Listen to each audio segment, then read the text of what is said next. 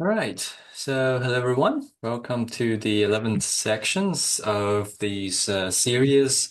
And it's going to be a very exciting section because finally we start to talk about origami. Yes. So, the art about folding papers.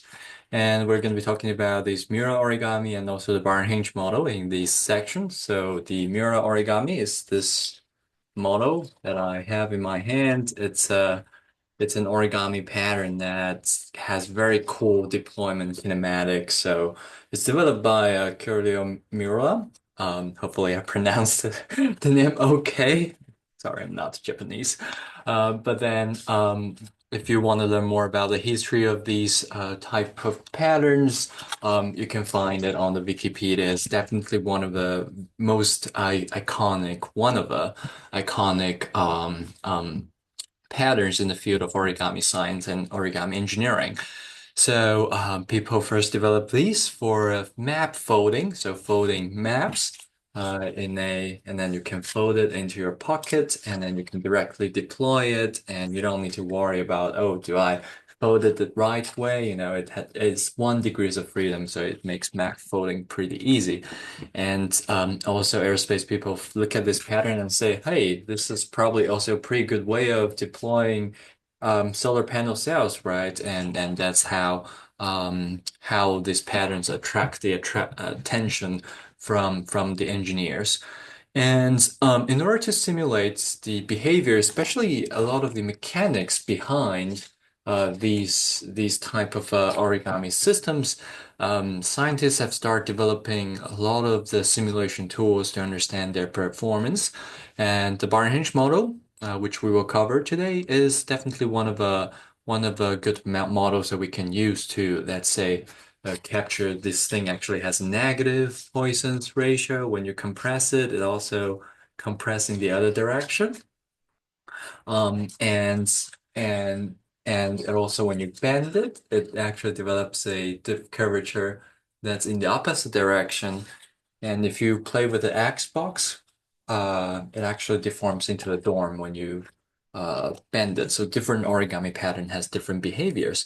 So bar hinge model is a very good candidate for studying those and capturing those behaviors. And it's developed first by a paper by Mark Schenk and Simon Guest. So you can find this paper on this link. It's a while ago in 2011. And so the formulation of these bar hinge model looks like in this figure. So we have the bars, which is the exact same bars we developed a while ago, and a 4-node rotational spring, which is a more advanced version of the 3-node spring we previously learned, right? So if you have 4-node from node I, J, K, you can derive one normal. From the node JKL, you can find another normal. And from the two normal vectors, you can compute the angles in between, and that helps you to create a potential. With the potential and central difference, you can develop this element. So we're going to work on it next time to work on the theory part. But today, let's focus more on the examples. So before I move on, a couple other papers I do hope to point out. The first one, if you really hope to learn more about the bar and hinge model and nonlinear solvers, this particular paper by Leo and Paulino is definitely a great place to get started in the Royal Society Proceedings A. And so Mark, Evgeny, and I have also written a review paper to cover on the topic of origami simulation. So we actually covered much more method beyond the bar and hinge simulation. So if you want to learn about what's going on in the field, this might also be a good place to get started. So it's a little bit awkward to advertise for my own work, but I think, yeah, it's one of that good paper I believe can get you started in the field. So another paper I do hope to point out is this paper by Ron Resch and Christiansen, a fantastic paper published almost half a century ago. Well, more than half a century ago, I should say. So people are interested in origami and folding plates all the way back to the 70s and 60s. So back in 1970, this paper actually is 1971 or 1970. they're already working on simulating the behavior of, this type of things in a virtual environment using computer algorithms. So it's definitely fascinating. But quite unfortunately, this paper is not widely easily accessible right now, and also not very well recognized in our own community. But if you hope to get a copy, just email me. I'm happy to share a PDF version with you. It's definitely cool. So in this particular paper, they're capturing the origami using triangle elements, bar elements, and also rotational spring elements. And later, I'm pretty sure I'm going to develop another section to recreate that simulation. So we're going to introduce that triangle elements and hopefully also have theory sections to cover how to derive that triangle elements.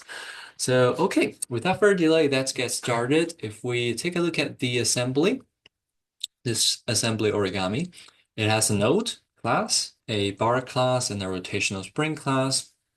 Yeah, that's what we would expect, right? So this rotational spring is the four node rotational spring we will learn in the next section. But now let's just use it, directly use the stock function that we have in this package. So bars, rotational spring node, and then create that assembly, assign these objects to the assembly. Everything is it's the same, just like what we've been doing, right? So for the nodal coordinate, we have 9 node for this single unit cell. So okay, we're going to be simulating this particular unit cell. So that is 1 unit from this entire tessellation. And that's going to be something we would be simulating. And after we define the nodal coordinates, we can plot it to check the node's location. Looks good, right? It's forming that parallelogram structure in the mirror origami that we hope to form. So the next thing we need to do is actually to derive our bar elements. So more specifically, we need to derive the areas of the bars. So in the actual system, these would be made with the panel, right? It's a plate. So we're going to be representing the stretching and shearing of the plate using the bar element. This is done by matching the stiffness of the triangulated bar with the same plate, with the same material.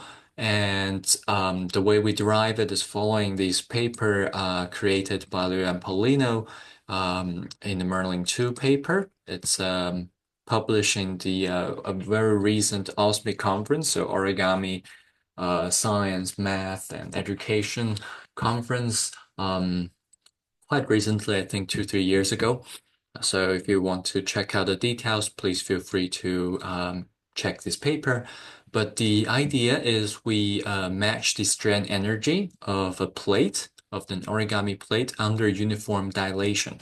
So imagine that these bar and hinge representation, all the bars, the entire geometry dilate by a specific percentage, and the total strand energy matches whatever that we should have in a plate. So after that process, we would be able to calculate an area of that bar element based on the same material constant. So this is basically that equation. So we're going to be directly using that when we set up the bar element. So we find the total area of the origami. We try to set up the material constant to be a reasonable value, and then we basically code this equation. So there's this summation of the length of the bars, which is the summation of Li. There's going to be the total area of the plate, the thickness of the plate, the Poisson's ratio. So basically just recreate that equation. And this is here. We use this to find the area of the bar. And after that, we just set up the bars. So basically connecting all of them.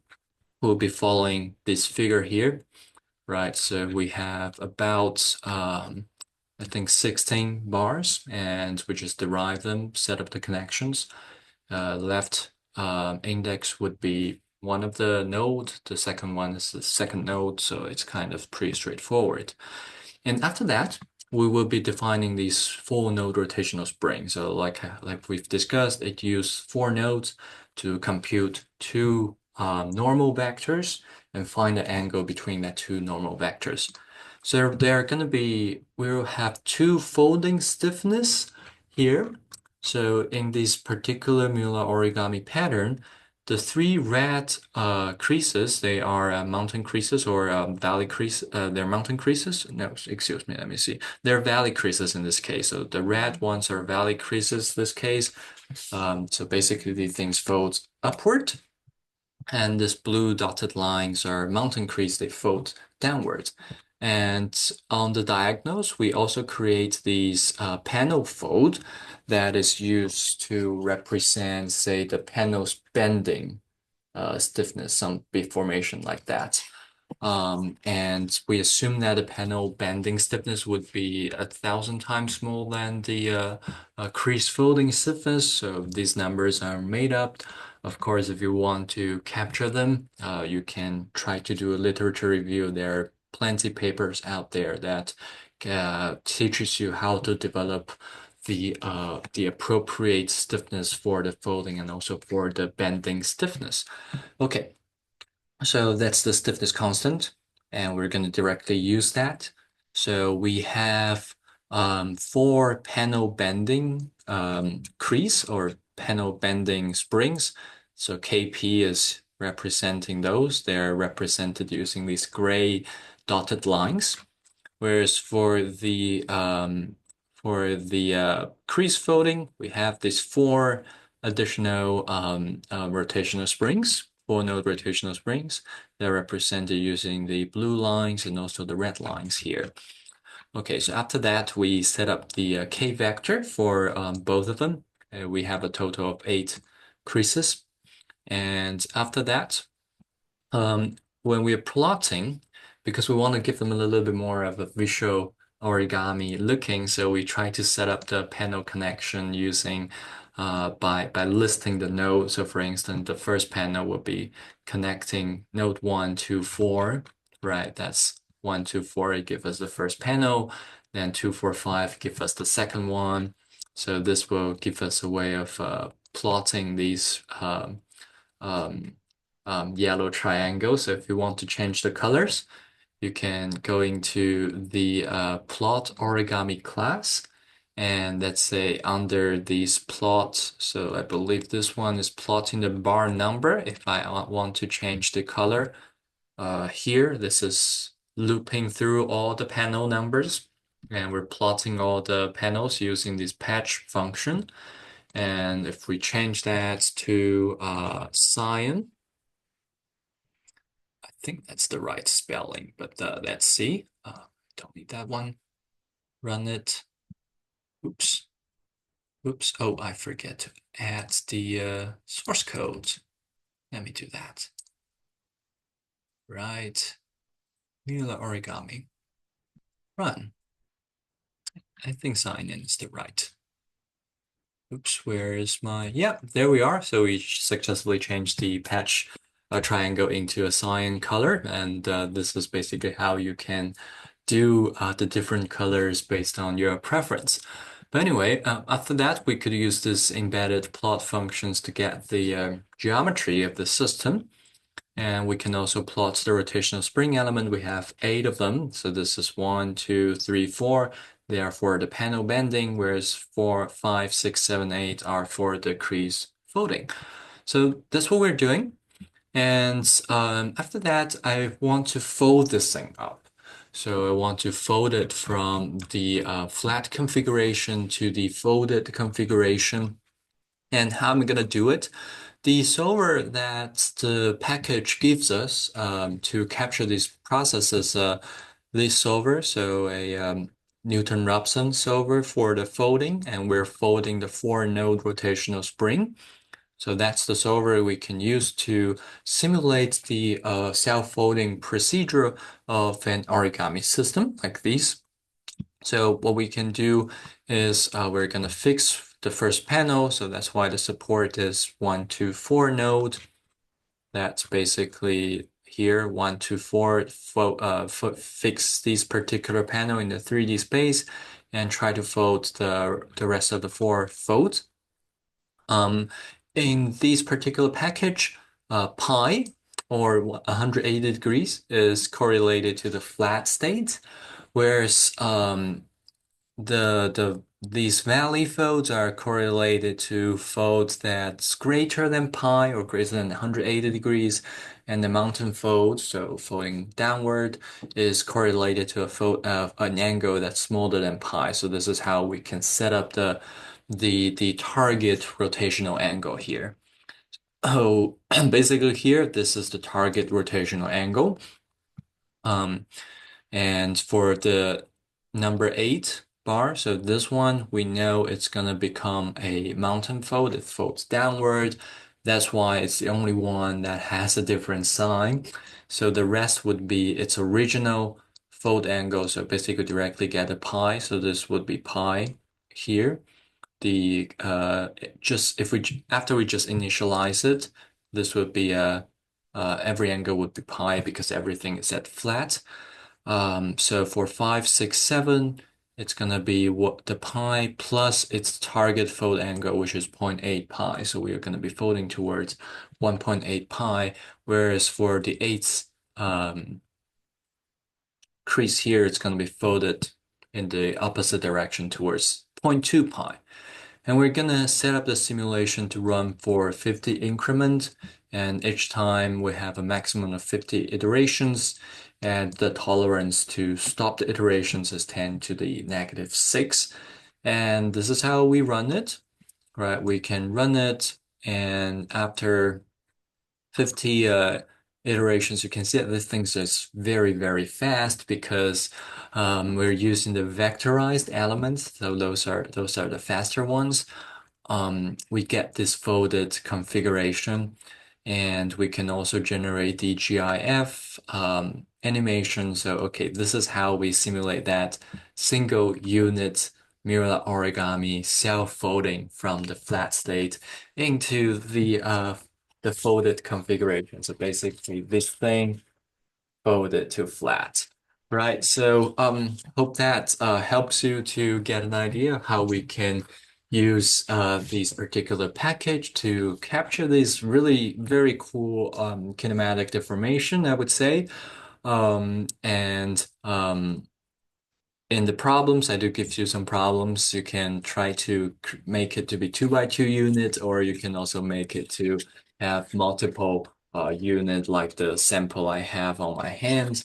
You could also try to connect this with the loading Newton-Raphson solvers to try to solve for, what if I bend it like these, and there are actually a lot of a paper out there back in the 2010 to 2015, between that 5-year window, people had studied these behaviors quite extensively using the bar and hinge type of a simulation. So, all right, so this is how we could use the code to capture to create a bar hinge representation of origami and simulate its folding behaviors. And next time, what we're going to be doing is to cover the theory, how we can derive that 4-node rotational spring using the central difference. And we're going to see how we can implement it in MATLAB. So with that, thank you very much for your attention, and I wish everyone have a great rest of their day.